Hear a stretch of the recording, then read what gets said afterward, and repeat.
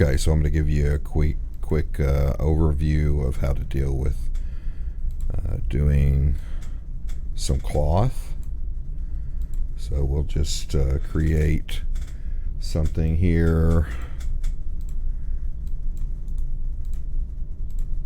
and let's turn our wireframe on, get rid of our bounding box, and let's just go ahead and we'll put a, let's say we'll put a chamfer on this and kind of round it, say that it's kind of like a bed.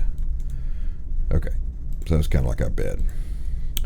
All right, so let's do it this way. Let's go from the right view.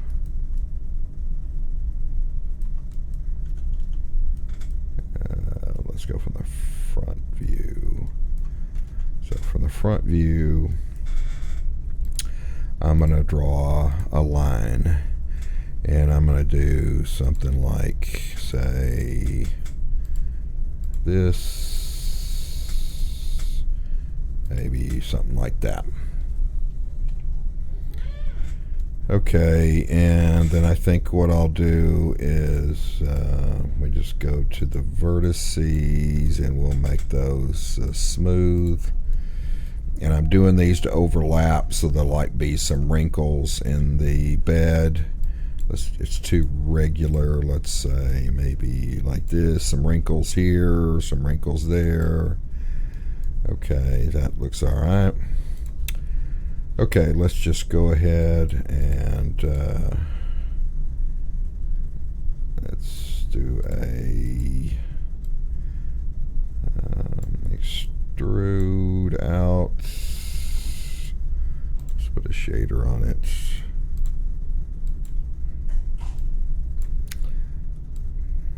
We'll do it kind of like so.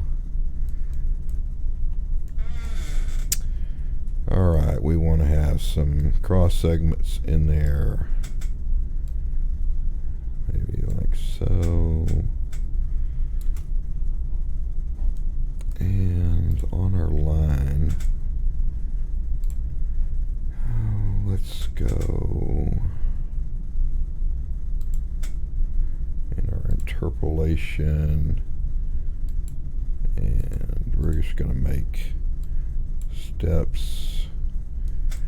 We want quite a bit of geometry in it when we're doing it, so that it has a lot of pliability. So something like that. Okay, and I'm just going to clone this so I can come back to it and just convert this to an editable poly. Okay. And we really want this to be triangles. It'll be more bendable, so we take all the vertices and connect them, and then it'll be triangles. Okay, so what we're going to do is up here on our ribbon, just find a blank space up here and right click, and what we want to do is get this Mass Effects toolbar, which is right here. Okay, so the bed, we want to pick it, and we're going to go and click this button right here. This will put a rigid body effects on this, and so we're good with that. And then on this one, we want to put a cloth on it, an M cloth on it. So now we want to click this button.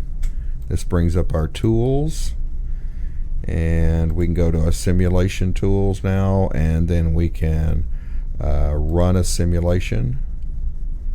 And what that's going to do is drag our bed down. Okay, and it's really stretching, so we're going to reset that.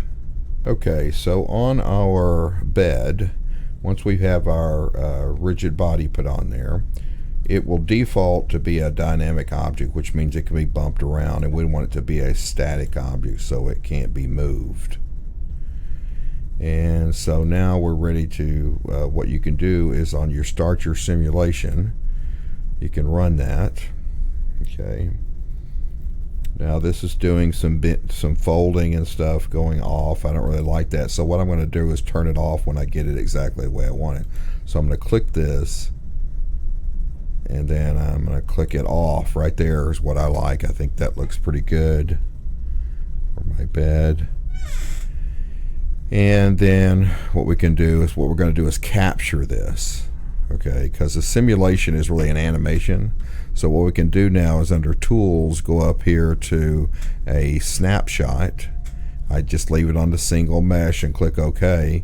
So now when I reset this, I'll have and I can close this at this point, and I still can come back and run it again later. Okay, and so what I have is a copy of the mesh at that point in time. Now I want to be able to subdivide this, so I don't want these angles on here now. So we can go up to our, we need to convert it to a poly. It's a mesh by default. And then we're just going to go in here and go quadify all, and it'll turn these all back into quads.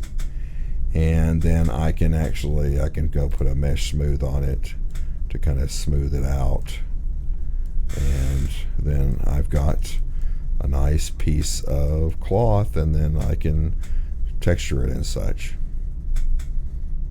Okay, and that's how real quickly I can get some kind of a cloth look using our dynamic system built into Max. Okay, hope that helped you guys.